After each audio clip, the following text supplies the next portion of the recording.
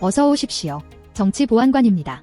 하루 5명 이상의 구독자 증가와 10명 이상의 시청자가 찾아오시기를 바라는 저의 희망을 전해드립니다. 한국의 윤석열 대통령 탄핵과 미국 도널드 트럼프 전 대통령 탄핵의 차이점. 맨 서두에 대통령과 검찰 그리고 법원은 기본적으로 한 통속이라고 보아야 한다는 것을 말씀드립니다. 법원은 정치적인 문제를 판결하는 데 있어서 국민 정서와 정치권의 눈치를 보는 것이 일반적일 것입니다. 제가 미국에서 도널드 트럼프로 인하여 정치에 관심을 가지면서 갖게 된 느낌이 그렇습니다. 행정부, 입법부, 사법부의 기관들이 완벽무결하게 삼권 분립의 원칙에 의하여 별개의 기관으로 움직이지는 않습니다. 어느 정도는 공통분모를 가지고 있습니다. 아마도 이것은 전 세계 모든 국가가 비슷할 것이라고 생각합니다. 다만 다른 점이라고 한다면 행정부, 입법부, 사법부, 대통령, 검찰, 법원 관계가 어느 정도로 밀착되어 있는가, 어느 정도로 공통분모의 숫자가 큰가의 차이라고 생각합니다. 4년 전으로 돌아가 봅니다. 2020년 트럼프 대통령은 미국에서 탄핵되었습니다. 하원은 탄핵을 통과시켰고 상원은 이를 부결시켰습니다. 민주당이 장악하고 있는 미국의 하원은 왜 트럼프를 탄핵했을까요? 2020년 미국 하원은 권력 남용과 의회 방해라는 두 가지 조항으로 도널드 트럼프 대통령을 탄핵했습니다. 다음은 혐의에 대한 자세한 설명입니다. 첫 번째로는 권력 남용입니다. 이 혐의는 트럼프 대통령이 정치적 라이벌인 조 바이든의 아들인 헌터 바이든과 우크라이나와의 사업 거래를 가졌던 것에 대한 조사를 발표하도록 압력을 가했다는 혐의에 근거했습니다. 트럼프가 우크라이나에 대한 4억 달러에 가까운 군사 지원을 보류하고 우크라이나 대통령 볼로디미르 젤렌스키에게 영향력을 행사하기 위해 백악관 회동을 제안했다는 혐의가 있었습니다. 당시에 민주당을 지지하는 비평가들은 이것이 개인적인 정치적 이익을 위해 대통령 권한을 남용한 것이라고 주장했습니다. 이해를 돕기 위하여 좀 더 자세한 설명이 필요할 것 같습니다. 트럼프 대통령이 우크라이나 정부에게 정치적 라이벌인 조 바이든과 우크라이나 에너지 회사인 부리스마 홀딩스와 관련이 있는 조 바이든의 아들 헌터 바이든을 조사하도록 압력을 가함으로써 개인적인 정치적 이득을 추구했다고 주장했습니다. 그렇다면 탄핵을 주도했던 민주당이 주장한 트럼프의 개인적인 정치적 이득이라는 것은 무엇일까요?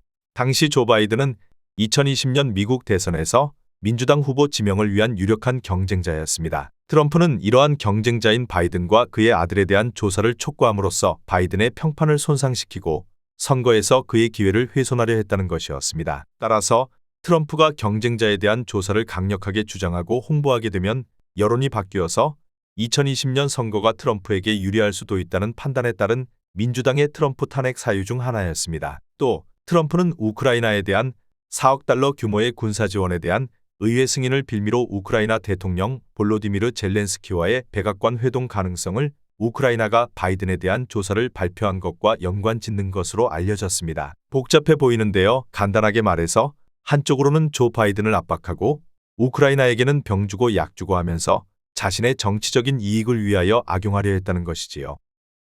민주당 지지 비평가들은 이것이 대통령 권한 남용이며 납세자 자금으로 지원되는 지원을 미국의 외교 정책 이익을 증진하는 대신 개인적인 정치적 목적을 위한 레버리지로 사용했다고 주장했습니다. 표현을 간단하게 하자면 트럼프가 대통령을 연임하기 위하여 외교 문제를 악용했다는 것입니다. 이것이 탄핵 사유 중 하나입니다. 이러한 행동이 논란이 된 이유는 비평가들은 우크라이나에 대한 압력이 개인적 이익을 위한 권력 남용일 뿐만 아니라 국가 안보를 위협하고 미국 선거의 공정성을 훼손한다고 주장했습니다. 그러나 트럼프 지지자들은 당연히 반대를 했습니다. 트럼프의 행동이 대통령으로서의 권한 내에 있었고 탄핵은 정치적 동기가 있었다고 주장했었습니다. 그리고 또 하나의 탄핵 사유는 의회 방해입니다. 이 혐의는 당시의 대통령이었던 트럼프가 하원 탄핵 조사에 협조하기를 거부했기 때문에 발생했습니다. 트럼프 행정부는 주요 공무원의 의회 증언을 차단했습니다. 이는 의회의 헌법적 감독 권한 위반으로 간주되었습니다. 하원은 트럼프가 자신의 행정부 공무원들에게 증언 및 문서 소환에 응하지 않도록 지시하여 의회를 방해하여 입법부의 감독 권한을 훼손했다고 주장했습니다. 그래서 당시 민주당이 장악하고 있었던 하원에서는 트럼프 탄핵이 가결되었습니다. 그러나 대통령 트럼프가 소속한 공화당이 장악하고 있는 상원에서 무죄 가결이 나왔습니다. 하원이 트럼프를 탄핵한 후 상원은 그를 해임할지 여부를 결정하기 위해 심의를 열었습니다. 하원에서 탄핵이 가결되었기 때문에 상원에서도 가결되면 트럼프는 탄핵되는 역사적인 대통령이 되는 것이었습니다. 상원의원은 총 100명입니다. 의회 방해에 대해서 53명의 상원의원이 무죄로 투표했고 47명이 유죄로 투표했습니다. 상원에서 대통령을 유죄 판결하고 해임하려면 100명 중 3분의 2 이상 67표가 필요하기 때문에 부결된 것입니다. 이것이 2020년에 미국에서 일어났던 대통령 탄핵 추진 사유와 부결된 간략한 과정입니다. 미국에서 대통령의 탄핵은 1868년 앤드류 존슨과 1998년 빌 클린턴에 이어 트럼프 대통령의 탄핵은 미국 역사상 세 번째 탄핵 재판이었으며 3명의 대통령 모두 상원에서 무죄 판결을 받았습니다. 미국의 정치 역사 중에서 1868년부터 2020년까지 150여 년 동안 있었던 단 3건의 미국 대통령 탄핵 사건이었습니다. 그렇다면 한국은 어땠을까요? 한국은 노무현 전 대통령부터 2024년까지 단 20년 동안 마치 미국의 정치 패러다임과 입맞춤이라도 하듯이 미국과 대등한 3번의 대통령 탄핵을 했고 진행 중입니다. 한국 정치식으로 대통령 탄핵 사유를 든다면 미국 정치 역사에서 탄핵 판결에 붙여지지 않았을 미국 대통령은 단 한 명도 없었을 것입니다. 여기서 또다시 강조하고 싶은 한 가지가 있습니다. 당시에 트럼프 대통령 탄핵안이 부결되었다고 해서 꽁 대신 달기라고 트럼프 대신 미국 행정부의 고위직 국무위원 탄핵을 추진한 케이스는 단 한 건도 없었습니다. 한국을 보겠습니다. 박근혜 전 대통령이나 노무현 전 대통령의 탄핵 사례는 별도로 하고 윤석열 대통령 탄핵 케이스만 보도록 하겠습니다. 야당인 더불어민주당이 탄핵을 추진하고 있습니다. 윤석열 대통령의 정부에서 검사를 포함한 고위 공무원을 대상으로 한 탄핵 사건이 여러 건 발생했습니다. 야당은 취재의 감사원 위원장과 이창수 서울중앙지검장 등 공무원을 대상으로 총 22건의 탄핵 동의안을 제출했습니다. 야당은 탄핵 사유로 정치적 편향을 주장합니다. 야당인 더불어민주당을 지지하는 정치 비평가들은 일부 검찰과 공무원이 행정부를 편애하거나 수사에서 공정성을 유지하지 못했다고 비난했습니다. 그러나 이러한 이유와 상관없이 더불어민주당은 국회의원의 월등한 숫자를 이용하여 윤석열 정부 출범부터 찌라시 뉴스를 만들기도 하고 온 세상에 떠돌아다니는 가짜 뉴스를 동원하기도 하면서 온갖 이유를 들이대며 줄곧 윤석열 대통령의 탄핵의 혈안이 되었습니다. 대통령 임기는 5년이고 그 절반이 경과하는 지난 2년 6개월 동안 야당인 더불어민주당은 22차례나 윤석열 대통령이 임명 제청을 요구한 국무위원들이나 검사를 탄핵했습니다. 심지어 업무를 시작도 하지 않은 방송위원장도 탄핵하였습니다. 뿐만이 아니라 더불어민주당 당대표인 이재명에 대한 범죄 의혹을 수사하는 검사들도 탄핵했습니다. 더불어민주당과 지지자들은 그렇지 않다고 주장하지만 한국의 그 많은 검사 중에서 비슷한 이유로 탄핵을 하려고 달려들면 남아날 검사가 없을 정도일 텐데, 그리고 과거의 행태를 문제 삼으면 국회의원 중에서도 탄핵당할 의원이 매우 많을 텐데 유독 이재명의 범죄 의혹을 수사하는 검사가 탄핵 명단에 여러 명 포함되어 있다는 것은 사실입니다. 이와 같은 더불어민주당의 잦은 탄핵 동의안은 행정 불안정을 초래하여 윤석열 대통령의 통치를 방해하고 의사결정 과정을 엉망으로 만들었습니다.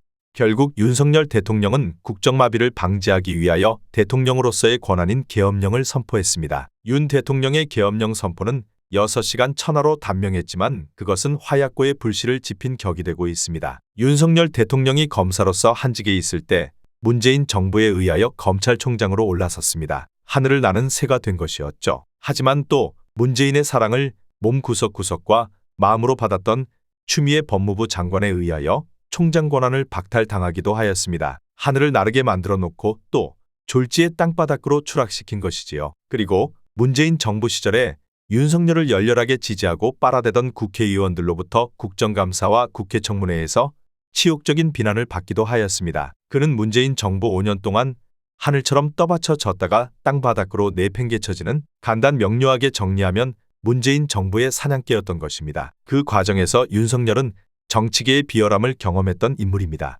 윤석열이 대통령이 된 것은 1차적으로는 국회 청문회에서의 당당함 때문이었을 겁니다. 당시까지만 하더라도 국정감사에 출석한 국무위원들은 허기진 고양이 앞에 도망갈 곳 없는 생쥐였습니다. 그런데 윤석열은 그렇지가 않았던 것이죠. 국회들이 호통치는 대로, 그리고 그들이 필요로 하는 답변대로 함부로 그리고 책임감 없이 섣부르게 시정하겠다든가 잘못했다는 태도를 보이지 않았던 것입니다. 그런 모습을 본 국민들은 신선함을 느꼈고 그런 그가 대통령이 되도록 지지했습니다.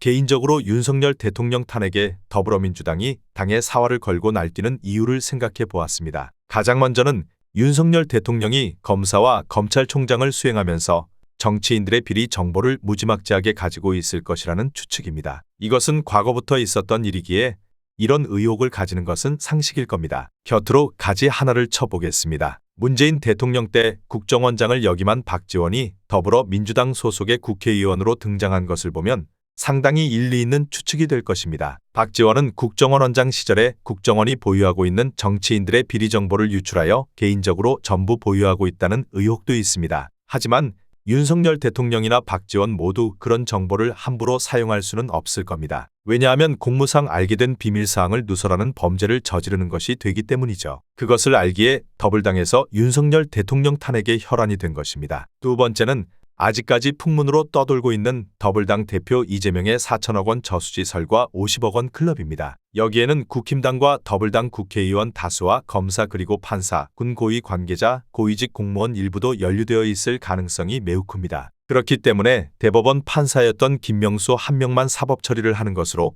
문제를 끝맺자는 것으로 합의를 본 듯합니다. 그리고 다른 공직 관련자들은 한직으로 전출시키는 정도로 마무리 지을 듯합니다. 그렇지 않고서는 더불당이든 이재명이든 이렇게까지 법원을 농락할 수는 없는 일 아니겠습니까? 그리고 문재인 정부 때 터졌는데 우야무야되고 있는 금융사기 사건으로 무려 2조 3천억 원대 사기 사건인 라임 사건을 비롯하여 옵티머스, 디스커버리 펀드 사건 등 이 모든 사건에는 더불당과 국힘당과 그리고 고위직 공무원, 법조계 일부인들도 연루되어 있을 것이라는 의혹 제기가 가능할 것입니다. 이 사건은 절대로 해결하지 않습니다. 해결되지 않는 것이 아니라 해결하지 않을 것입니다. 왜 그럴지는 생각해 보시면 누구든 이해할 수 있을 것입니다.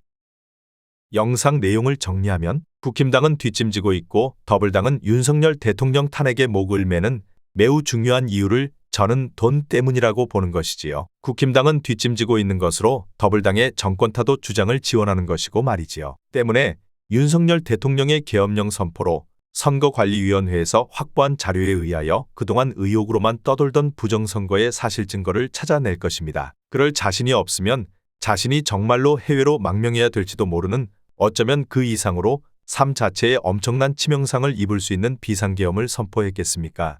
윤석열 대통령과 검찰은 엄청난 정치인 비리 정보를 가지고 있지만 그것을 터뜨리기에는 사회 혼란이 수습 불가능할 정도가 될 것이라는 판단을 하고 있는 것이지요. 그래서 윤석열 대통령은 어차피 탄핵을 당하든 끌어내려지든 대통령직을 온전하게 임기를 마칠 수 없다면 폭동이 일어날 수도 있는 국민을 안정시키고 다른 그 어떤 것보다도 국민들이 덜 충격받을 수 있는 부정선거의 진실을 밝히는 방향을 선택한 것입니다. 이것이 밝혀지면 이재명은 법원에서 교도소로 보내질 것이고 이재명의 4천억 원 저수지와 50억 원 클럽과 연관이 있는 더불당 국회의원과 국힘당 의원 등 양당에서 상당수의 국회들이 물갈이 되고 기타 고위직 공원 몇 명을 파면이나 한직으로 발령하는 정도로 최대한 국민사회의 안정을 모색할 겁니다. 그리고 그러한 대통령의 정책과 정치의 기술 덕분에 국힘당 쪽으로 정치의 힘을 실어지는 정도로 끝날 것이라고 생각합니다. 한국의 국민 여러분께 부탁드리고 싶은 것은 이번 정부에서 벌어지는 야당의 갖가지 탄핵과 국민사회 질서의 혼란을 경험하였으니 미국 국민들이 특정한 정당으로 막강한 힘을 실어주지 않는 투표를 하듯이 앞으로는 한국에서도 특정 정당에게 과반수 이상의 국회의원을 몰아주는 국민이 아니기를 바랍니다. 그런데 한국 국민들의 과거 투표 성향을 뒤돌아보면 사실 한국 국민들은 그렇게 해왔습니다. 문재인 정부 때의 더불어민주당에게 국회의원 정수의 과반수를 훨씬 초과하는 막강한 권력을 가지 정당을 만들어준 예가 없었습니다. 그런데 안철수가 정치계에 나타나면서 국회의원을 이용한 정치 거래가 시작된 것입니다. 국민들이 안철수의 신선함을 믿고 그가 만든 당에 여러 명의 국회의원을 배당해 주었는데 안철수가 계산기 두들겨서 나중에 합당해버리고 또 합당해버리곤 했으니 말이죠. 안철수가 25년 전인 노무현 때부터 그 짓을 했습니다. 표를 모아준 국민을 배신하는 이런 정치인을 반드시 퇴출해야 한다는 것을 잊지들 마세요. 아무튼 그리고 과거처럼 윤 대통령이 임기를 마치고 퇴임을 해도 과거의 대통령들처럼 사법적인 처벌을 받지는 않을 겁니다. 아니, 사법적인 처벌을 하지 못할 겁니다. 사법 처벌을 가하려는 분위기가 감지되면 그때는 이판 사판 죽을 판이라고 생각하고 윤석열 대통령이 가지고 있는 정치인의 모든 비리 정보를 까발릴 테니까요. 이제 한미 대통령 탄핵의 차이점을 정리하겠습니다. 미국의 트럼프 대통령 탄핵 과정을 간략하게 정리했지만 중요한 비교점은 한국 대통령의 탄핵 사유와 전혀 다르다는 것이고 자기 당 소속 대통령은 완벽하게 보호한다는 점입니다. 즉 배신자가 없다는 것입니다. 그리고 미국 정치인들과 국민들은 대통령의 탄핵은 소속당 국회의원인 자신들도 탄핵당하는 것과 똑같은 것이고 또 대통령을 만들어준 국민 개개인의 명예에 스스로가 똥칠하는 격이라고 생각하고 있는 국민의식에서 표현되는 정치의식 수준이라고 생각합니다. 미국을 싫어하고 좋아하고를 떠나서 이런 수준 높은 정치의식은 받아들일 필요가 있지 않을까요?